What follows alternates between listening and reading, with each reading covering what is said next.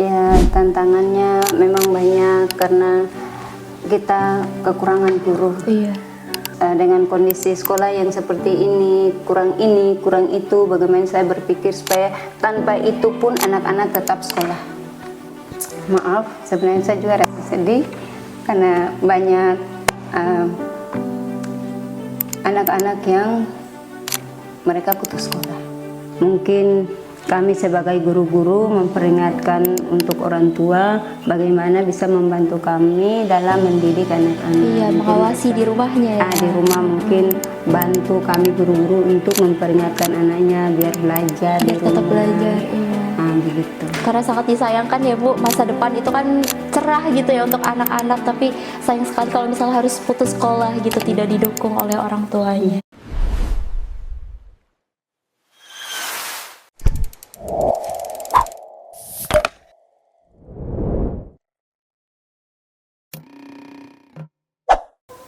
Assalamualaikum warahmatullahi wabarakatuh. Setiap desa punya cerita, setiap cerita punya jiwa. Dan di Lopinto, cerita itu hidup melalui orang-orang yang tetap memilih melangkah, mengabdi, dan memelihara harapan. Selamat datang di Lapintol Bercerita, ruang sederhana, tempat kisah, nilai, dan pengalaman hidup masyarakat yang dijaga dan diwariskan dari satu generasi ke generasi berikutnya. Baik, pada kesempatan hari ini, senang sekali kami bisa mendatangkan salah satu narasumber yang sangat inspiratif di Desa Lapintol, yaitu Ibu Khadijah, seorang guru sekolah dasar yang ada di desa ini. Sebelumnya boleh kita sapa terlebih dahulu, gimana kabarnya Ibu? Baik. Boleh kita mengenal lebih dekat dulu, boleh jelaskan nama Ibu, kemudian background Ibu sebagai apa di sini? Jadi nama saya Ibu Khadijah Kasyan. Di sini saya berperan sebagai tenaga honorer, tenaga bantu di Sekolah Yapis SD Lopintol. Oke, untuk itu sudah berapa lama mengajar Ibu? Di sini saya mengajar sudah 2 tahun lebih.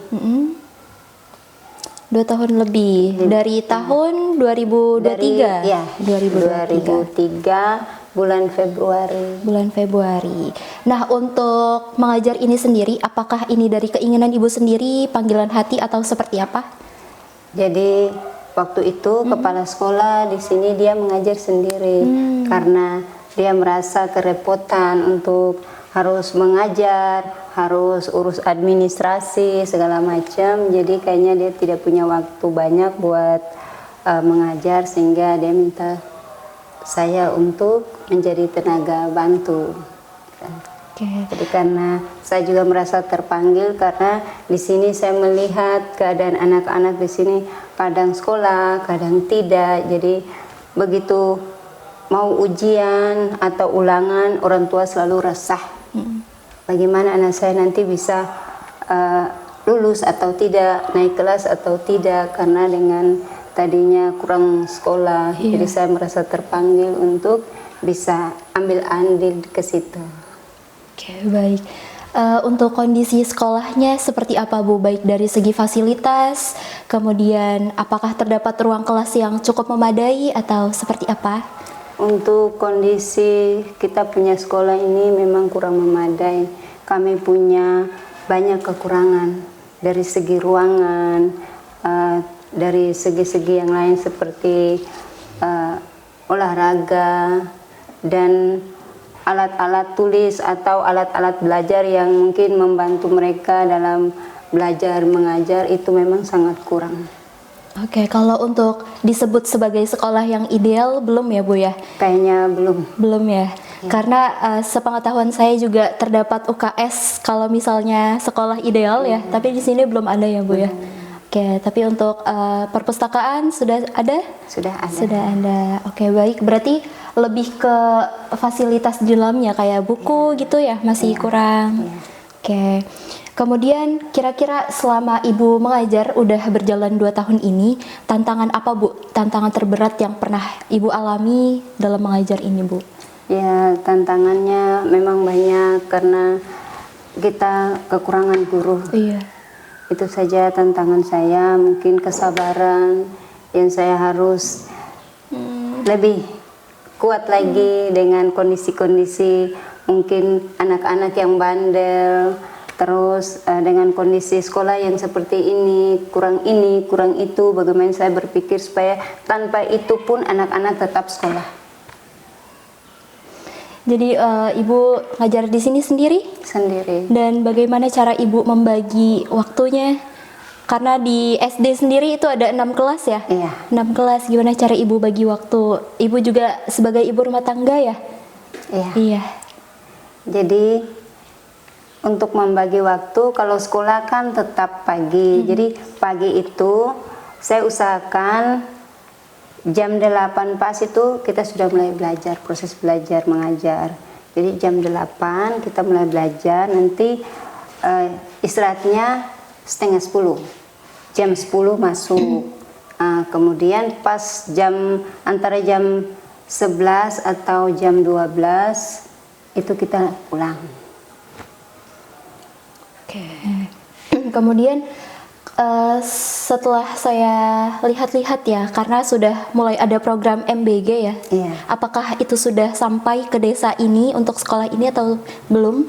Ini rencananya dia mulai aktif MBG itu di 2026 nanti. 2026. Nah, untuk sekarang akhir-akhir 2025 ini sudah ada persiapan-persiapan. Oke. Jadi baru mau mulai berjalan ya? Iya, baru mau mulai. Oke. Nah, tadi dari segi fasilitas, kemudian dari segi guru, itu masih terbilang cukup kurang ya Bu ya? Cukup kurang. Iya. Tapi kenapa alasan Ibu tetap memilih untuk mengajar? Alasan terbesar Ibu seperti apa Bu? Alasan terbesar saya karena ini anak-anak bukan anak-anak dari luar, tapi keluarga sendiri. Karena saya sendiri berasal dari kampung ini. Bagaimana saya bisa mendedikasikan diri? Ya, membantu. Maaf, sebenarnya saya juga rasa sedih karena banyak anak-anak yang mereka putus sekolah. Jadi bagaimana saya bisa membantu mereka supaya bisa melanjutkan mereka punya pendidikan. Oke, baik. Lanjutkan pendidikan. Nah, kemudian selain sabar tadi ya, anak-anak tuh kondisi belajarnya seperti apa Bu? Ketika Ibu menjelaskan, apakah langsung paham atau banyak yang masih nakal seperti itu? Sebenarnya untuk kenakalan itu wajar di umur-umur SD itu memang. Jangankan SD, SMP, SMA pun nakal. Tapi bagaimana kita guru bisa mengendalikan itu? Nah, tergantung dari karakter gurunya yang mengajar. Anak-anak itu biasanya ada guru yang galak-galak, terus ada yang baik, tapi dia galaknya lihat posisinya bagaimana, keadaan galaknya itu di mana. Jangan dalam situasi apapun galak-galak. Kalau saya tidak, saya melihat di mana situasi anak ini kita harus keras, ya kita keras. Di mana yang harus kita baik-baik, ya kita baik-baik. Begitu kira-kira. Allah. Nah, kalau dari segi background pendidikan Ibu sendiri, apakah dari pendidikan dasar gitu, mengambil jurusan pendidikan dasar, atau seperti apa dulu kuliahnya Ibu? Sebenarnya ini saya pendidikan terakhirnya kuliah ambil S1 Administrasi Negara. Administrasi. Cuma ya itu tadi saya merasa terpanggil saja karena ada keluhan-keluhan dari orang tua, anak-anak sendiri, mereka selalu nganggur, tidak pernah ada sekolah tiap hari karena ditinggal guru. Jadi orang tua biasa mengeluh, aduh anak saya ini bisa lulus atau tidak, bisa naik kelas atau tidak. Jadi dengan itu saya merasa terpanggil untuk, biar sudah sekalian cari-cari amal, begitu. Insya Allah. Mengisi waktu juga. Insya Allah, Insya Allah. Nah, kemudian apakah dari orang tuanya itu memang mendukung anaknya untuk sekolah atau ya sudah membiarkan anaknya begitu saja, bebas gitu? Sebenarnya tidak, semua orang tua akan ingin melihat anaknya berhasil dalam pendidikan, walaupun mungkin itu semua yang itu kan tergantung rezeki. Kalau alhamdulillah anaknya sampai benar-benar cita-citanya tercapai, berhasil jadi anak yang sukses, itu kan semua tergantung rezeki. Tapi di mana orang tua menginginkan anaknya semua seperti itu. Tapi dengan kendala-kendala yang ada, mungkin itu kurang ada kemauan dari anak, dari orang tua, terus mungkin dari keadaan keuangan, tempat tinggal anak-anak yang mungkin dari SD ke SMP, SMP ke SMA. Nah, itu kendala-kendala yang kami di sini alami sehingga anak-anak itu tidak punya semangat untuk melanjutkan pendidikan. Iya, mereka pasti mikir kayak kami dari desa terpencil gitu, mau bermimpi besar juga takut ya. Ketika di kelas pun ibu ketika nanya mereka ragu gitu untuk menanyakan cita-cita. Sebenarnya tidak. Kalau yang saya alami selama ini biasa kan kalau anak-anak yang malas sering tanya, kamu cita-citanya apa? Saya mau jadi guru, mau jadi polisi, mau jadi tentara. Di situ saya kasih semangat, gantunglah cita-citamu setinggi langit. Dengan apa? Dengan kamu harus semangat belajar, kamu semangat sekolah. Insya Allah ya, dari perjalanan ibu sebagai dari hati ya, dari hati. Terus kalau misalnya anak-anak nanti insya Allah berhasil ya ibu ya, ada insya Allah ada kesenangan tersendiri gitu ya. Oh, itu sudah jelas bagi guru. Insya Allah. Oke, kemudian apa pandangan ibu ketika ada yang relawan dengan jauh-jauh datang dari Jakarta, dari Pulau Jawa, dari pulau lain di luar Papua yang datang ke sini untuk membantu? Bagaimana tanggapan ibu? Kalau untuk tanggapan saya sangat berterima kasih karena dengan kemauan yang tinggi melihat kekurangan kami di sini, mereka dengan senang hati mau rela berkorban datang ke sini untuk membantu kami. Oke. Kemudian harapan ibu untuk pendidikan di daerah Lapintol ini, Papua, itu seperti apa ke depannya?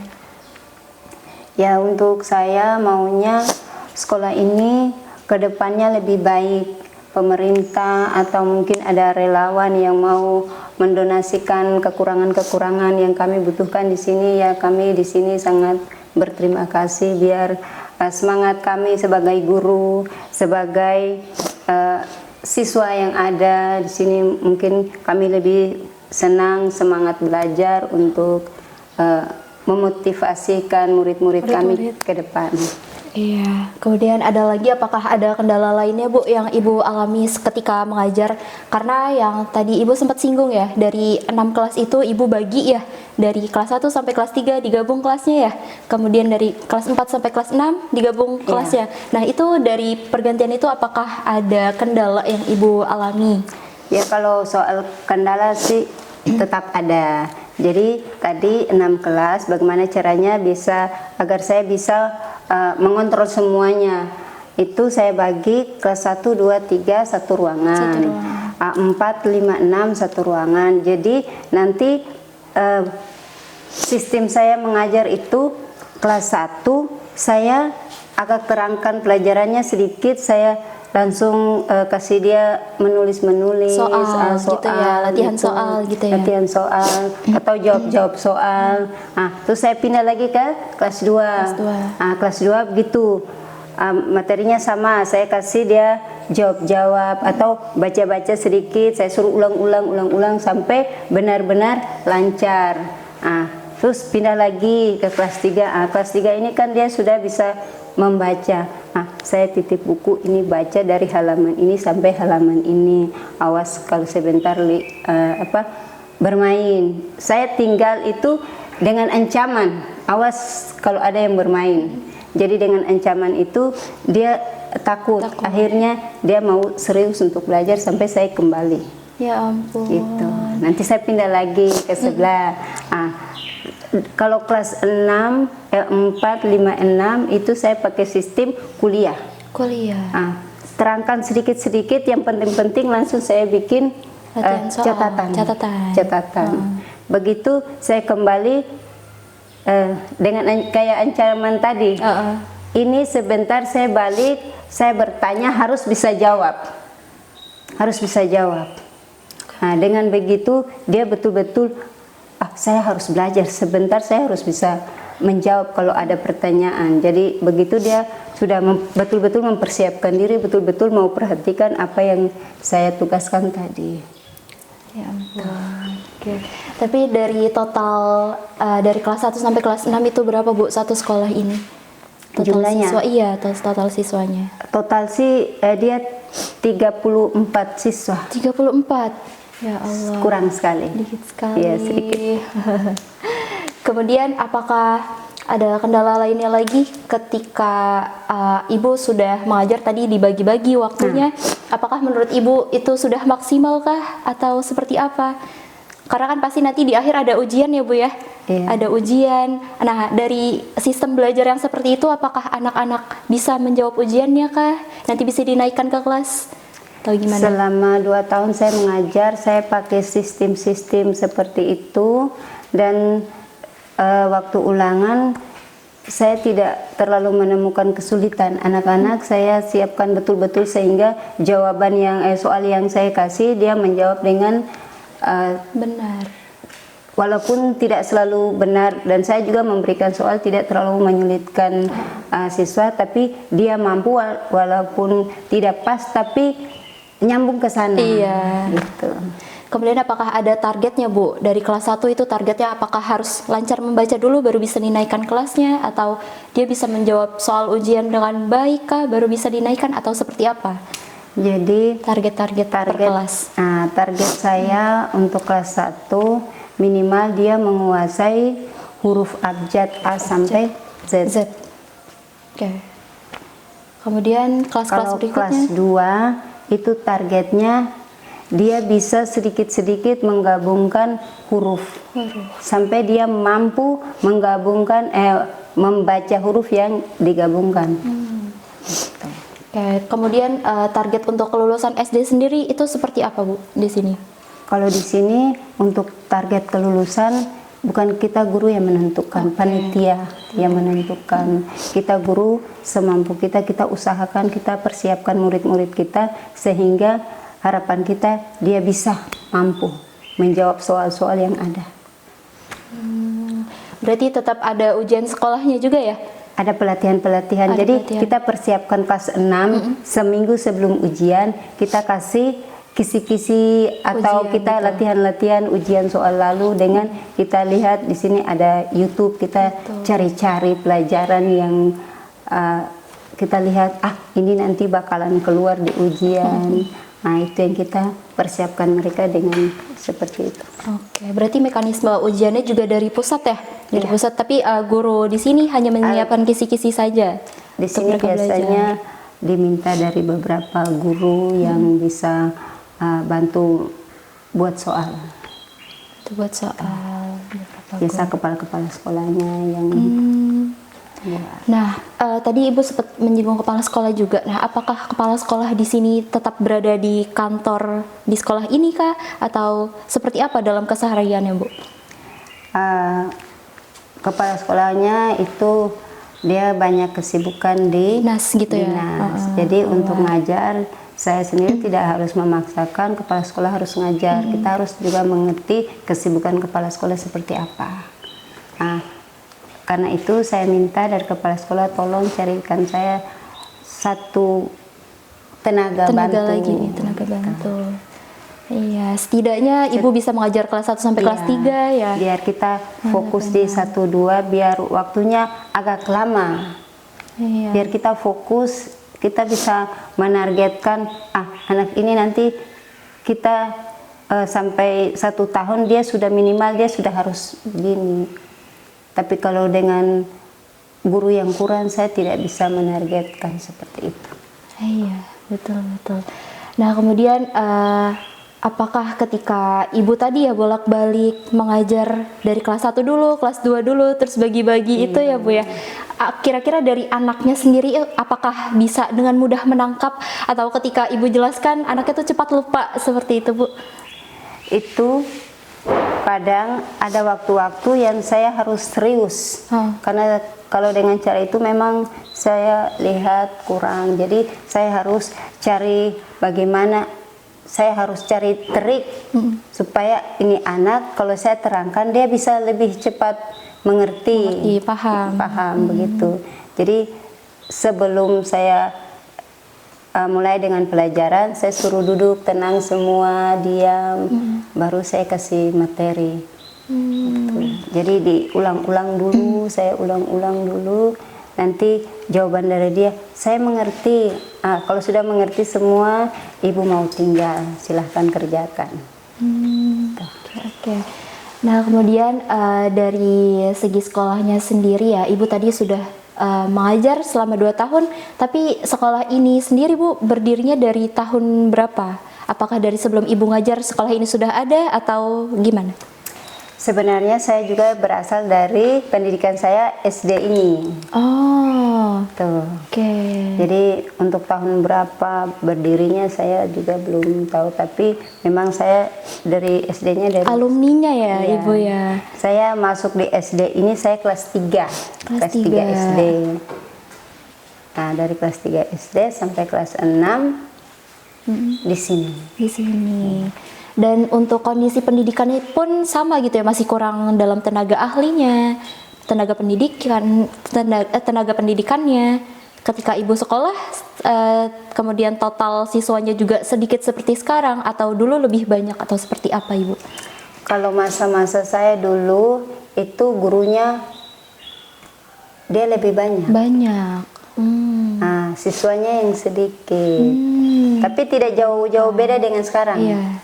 Nah, cuma gurunya lebih bagus. Dia ada lebih, jadi mungkin kita dapat pelajarannya lebih fokus, lebih ini. Kesan ke gurunya juga beda-beda ya Bu ya, nggak ketemu ibu lagi seperti itu ya. Iya.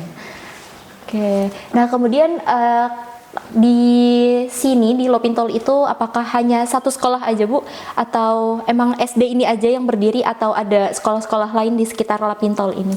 Kalau di SD kampung ini sendiri, ini memang SD-nya sendiri. Nanti SMA, SMP-nya di kampung sebelah, terus SD juga. Setiap kampung itu punya SD. Iya. Oke. Nah, pasti kan ada jenjang pendidikan ya Bu ya. Nggak mungkin SD aja, tapi ada SMP. Ketika SD sudah berlanjut pasti harus masuk SMP, SMA. Sedangkan di Lopintol itu hanya satu SD aja, hanya satu sekolah dan itu SD. Nah, bagaimana mereka bisa melanjutkan pendidikannya Ibu? Apakah mereka harus merantau keluar atau gimana? Iya, jadi nanti kalau anak-anak yang sudah tamat dari SD, dia mau ke SMP, di kampung sebelah kan ada SMP, dia tinggal menyeberang pakai lombot. Lombot tuh perahu ya? Iya, perahu yang ada mesin tempel di belakang.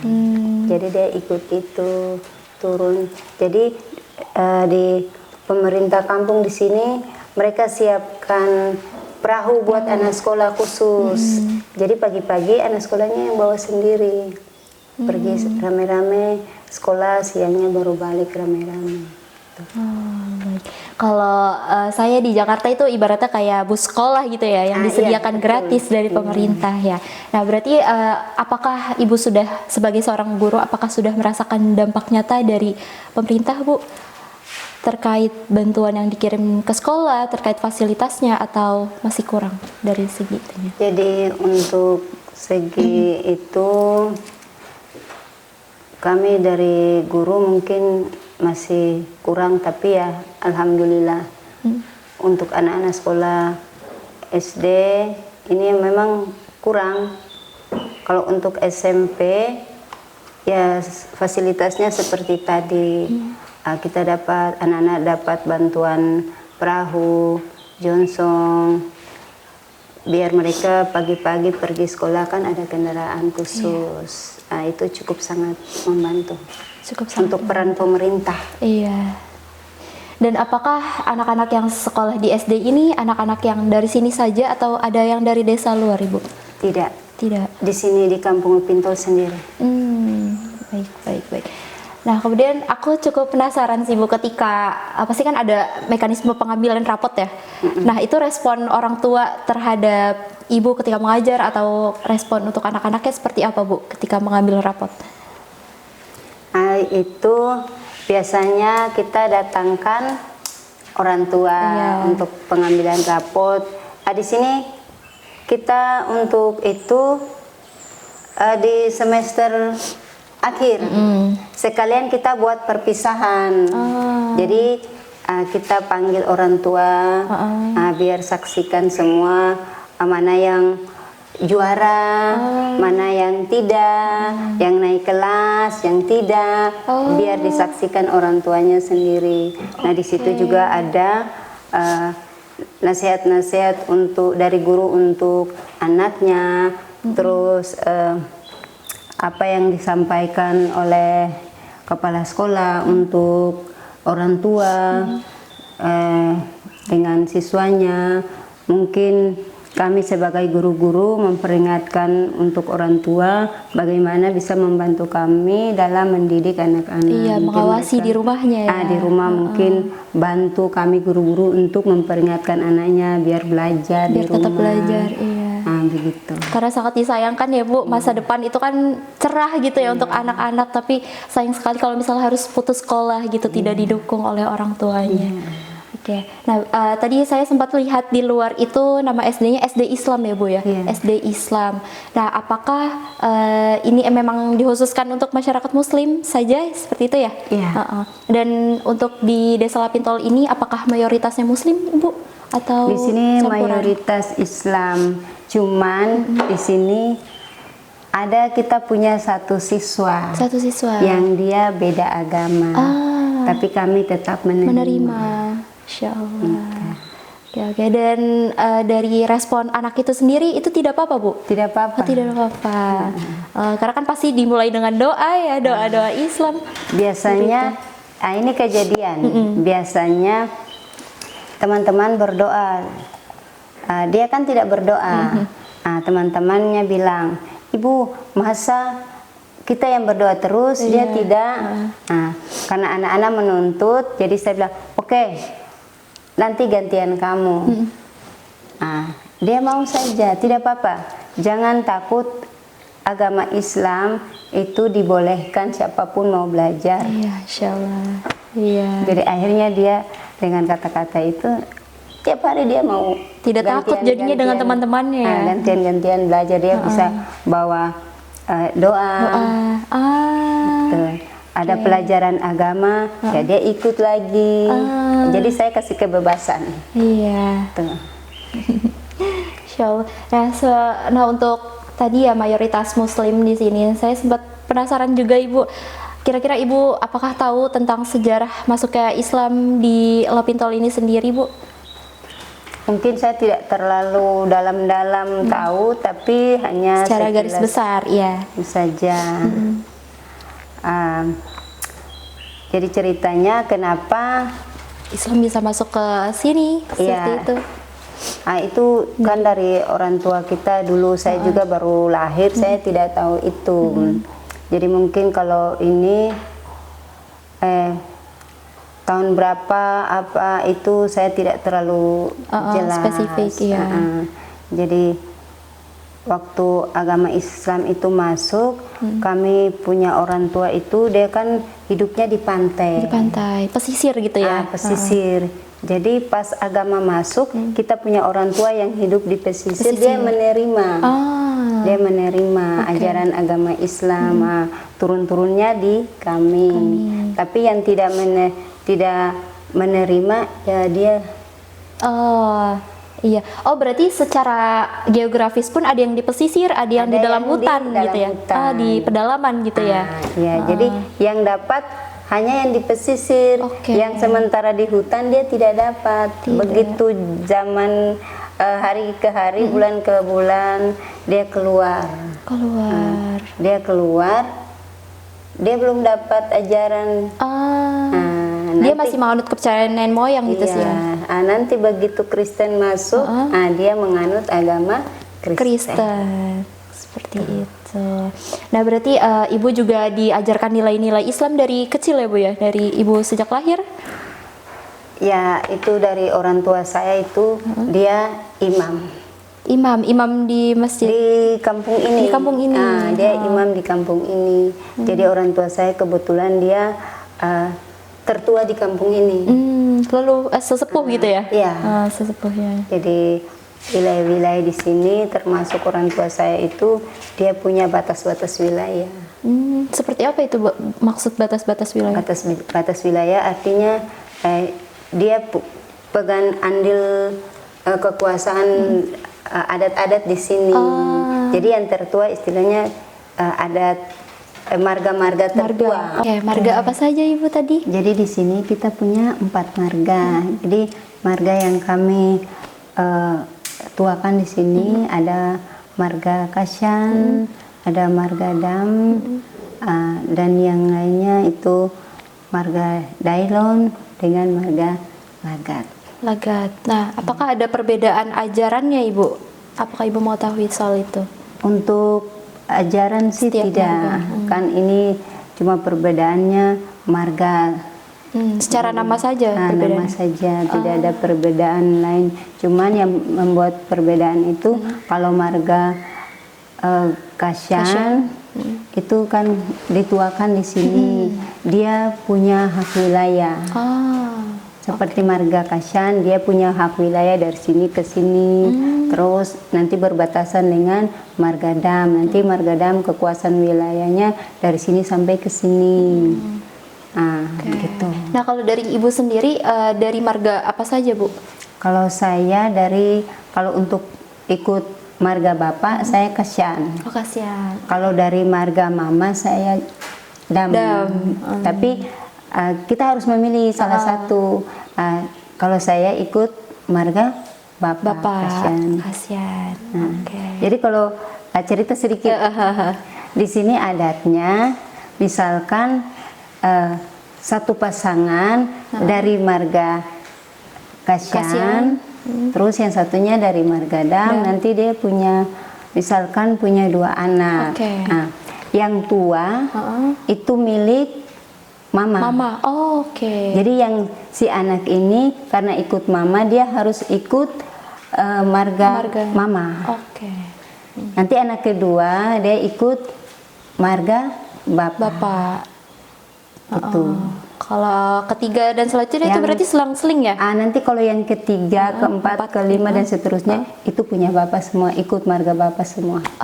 Hanya anak pertama saja ya Bu? Anak pertama saja yang punya Mama. Oke. Nah, berarti di Kampung Lapintol ini sendiri tadi kan ada terdiri dari 4 marga ya Bu ya? Ada marga tertua itu Kasyan, kemudian ada Dam, Dailon sama Lagat. Nah, apakah di desa ini itu terdiri dari 4 itu? Ya, 4 rumpun itu ya, marga berbeda-beda seperti itu. Oke. Nah, kemudian ini sih Bu, lebih ke peran pendidikan dalam menjaga nilai-nilai Islam dari generasi ke generasi seperti apa Ibu? Jadi untuk menjaga nilai-nilai Islam yang harus kita turunkan ke anak-anak, itu di sini kan Islam di sini pendidikan Islam. Jadi saya ambil waktu. Biasanya pagi jam pertama masuk itu saya suruh ngaji semua dulu. Baca Iqra seperti itu ya? Baca Iqra. Itu di luar jam pelajaran. Sebenarnya ada jam pelajaran agama khusus, ada jamnya. Cuman saya ambil inisiatif sendiri karena ini sekolah Islam. Saya dobel. Pagi jam pertama itu pelajaran umum, pelajaran agama dulu. Agama dulu. Kemudian 1 jam. Nanti jam kedua saya isi dengan pelajaran umum. Begitu. Tapi karena saya sendiri yang mengajar, saya tidak punya cukup waktu untuk dari kelas 1 sampai 6. Akhirnya saya minta waktu, anak-anak juga minta, bagaimana Ibu, masa yang kelas 1, 2, 3 saja dapat pelajaran agama, masa kita tidak, kita juga mau. Ada rasa iri seperti itu ya. Jadi saya bilang, oke, kalau begitu kita belajar di luar jam sekolah. Ah, jadi jam 6 sesudah maghrib. Sesudah maghrib kita ngaji sampai isya. Oh, TPA gitu ya jatuhnya, TPA TPQ seperti Iya, itu. saya bikin seperti itu. Jadi anak-anak semua pada ngaji, tidak ada yang Masya nganggur. Allah, Masya Allah. Nah, dari hasil ngajinya tersebut ya Bu, apakah mereka sudah lancar membaca Iqra kah? Atau udah ada yang mulai membaca Al-Quran? Alhamdulillah sudah ada yang membaca Al-Quran. Masya Ada yang masih Iqra. Iqra, karena baru mengenal huruf ya. Tapi ya alhamdulillah tidak mungkin ya sekarang kelas 1 yang baru masuk, tapi ya dia sudah mulai lancar, sudah mulai berebut naik. Nah, dia untuk belajar ngaji dia semangat. Alhamdulillah. Oke. Selain itu apakah ada nilai-nilai Islam lainnya Bu yang Ibu ajarkan selain membaca Quran, Iqra? Di situ nanti pas jam pelajaran agama itu saya suruh tulis tulisan Arab. Mungkin alif sampai ya, saya latih begitu. Terus saya jam sholat saya tekankan harus sholat, hari Jumat harus Sholat Jumat ya yang laki-laki. Dan dari mereka partisipasinya aktif Bu? Aktif, kalau saya kita ingatkan sholat. terus. Iya. Oke. Nah, kemudian sebenarnya saya juga penasaran terkait tradisi ketika Ramadan gitu, bulan Ramadan. Nah, apakah tradisinya di sini ada buka puasa bersama? Kemudian nanti melanjut ke bulan Syawal, apakah ada sholat Id bersama? Terus tradisinya seperti apa Bu kalau di Lapintol sendiri? Nah, kalau Lapintol untuk Ramadan kita biasa buka bersama. Untuk anak-anak itu saya kasih tugas harus dia ngaji dengan ikut taraweh puasa. Siapa yang bolong-bolong? Iya. Dan untuk tradisi Syawalnya itu apakah kalau misalnya di kota luar gitu ada tradisi makan ketupat, kemudian Di ada sini dulunya untuk Syawal itu kita buat mandi-mandi. mandi-mandi seperti apa tuh? Kita mandi-mandi di bulan Syawal itu. Tapi sekarang kayaknya itu hilang, budaya itu hilang. Kita anggap biasa-biasa saja. Karena sudah tidak ada yang melanjutkan atau Tidak ada. Oke. Kemudian ada lagi Ibu terkait makanannya seperti apa? Apakah ada hidangan wajib yang ketika kita bertamu untuk maaf-maafan itu ada makanan yang khusus gitu disediakan? Kalau itu sudah pasti. Mungkin biasanya kita ketupat atau apa namanya Opor. Buras tuh apa? Nasi. Nanti dengan ada ayam opor. Gitu. Sekarang kalau Lebaran biasanya kita dapat sumbangan sapi. Ketika Idul Adha pun seperti itu. Idul Adha. Dan masyarakat sini semangat untuk berkurban juga atau tidak? Nanti kalau biasanya dari pemerintah beli sapinya masyarakat, baru kita kurban di bulan kurban. Insya Allah terjaga ya tradisi terkait Islamnya itu sendiri ya Ibu ya. Oke, kemudian ini balik lagi kita mengulik pendidikan lagi ya Bu ya. Nah, pendidikan ini apakah ada suka duka yang Ibu alami atau pengalaman berkesan selama Ibu mengajar udah berjalan 2 tahun ini? Apakah ada suka duka yang kayaknya kok ini berkesan di hati saya seperti itu? Ya, itu sudah pasti. Jadi kadang yang paling berkesan sekali itu ada anak-anak yang dia tidak cepat mengerti. Jadi saya harus berpikir bagaimana caranya supaya ini anak bisa cepat mengerti. Dia bisa cepat seperti anak lain. Jangan sampai dia tidak naik kelas atau sampai dia tidak naik kelas itu menjadi beban pikiran. Ya ampun. Itu. Lukanya ya. Iya. Jadi lebih ke gimana caranya Ibu memikirkan trik karena setiap anak juga memiliki potensi yang beda-beda ya Ibu ya. Potensi yang beda-beda, kemudian juga cara belajarnya di rumah juga beda ya. Nah, itu. Terus yang kedua, itu anak-anak yang bandel. Yang bikin saya itu harus, aduh bagaimana saya harus bersabar dengan jiwa-jiwa anak-anak yang seperti ini. Kadang sudah ditegur, tinggal main, ribut-ribut. Ini pelajaran sudah mulai, masih ribut. Saya tuh kadang melampiaskan emosi itu dengan sapu saya banting di atas meja. Nah, itu saja. Dan respon anak-anak langsung takut. Langsung diam. Itu dibilang emosi sudah memuncak. Daripada saya pukul anak-anak, mendingan saya lampiaskan ke meja. Tapi alhamdulillah belum ada aduan dari orang tua gitu ya, kalau gurunya galak atau seperti apa gitu. Sampai saat ini anak-anak itu malah kalau ada guru baru mereka pulang cerita ke orang tua, saya tidak suka guru baru, saya mau Ibu Aril saja. Insya Allah. Itu menurut orang tua. Iya. Insya Allah. Oke, kemudian terkait harapan ibu atau pesan untuk anak-anak ketika anak-anak sudah besar nanti bisa menonton ini, tayangan ini gitu ya. Kira-kira ada nggak sih pesan yang ingin ibu sampaikan untuk anak-anak yang ibu ajar sekarang, di masa depannya tuh akan seperti apa? Boleh ya. Ibu? Terima kasih untuk anak-anakku, jangan bosan. Mungkin sekarang ibu galak dengan kalian, dengan harapan kalian bisa mencerna itu. Kalian semangat terus, menggantungkan cita-cita kalian sambil berdoa, semoga cita-cita kalian tercapai. Jangan malas-malas, kejar cita-citamu. Cukup. Oke. Selanjutnya pesan untuk anak muda di luar sana ibu yang mungkin sekarang mengambil pendidikan sebagai seorang guru di kuliah gitu. Apakah harapan ibu ke depannya untuk anak-anak di luar sana? Apakah mereka harus datang ke pelosok gitu? Jadi untuk kakak-kakak kelas yang sudah saat ini duduk di bangku kuliah, tetap semangat, kejar terus sehingga semoga kalian punya rezeki baik, tercapai cita-citanya. Dengan harapan kalian harus kembali membangun saudara-saudara atau adik-adik kalian yang ada di kampung ini, supaya kalian bisa memperhatikan mereka. Oke. Terakhir pesan untuk khususnya relawan kapal ekspedisi ibu yang sekarang sedang bertugas. Kedepannya seperti apa yang ibu harapkan dengan hadirnya kami di sini? Pesannya seperti apa?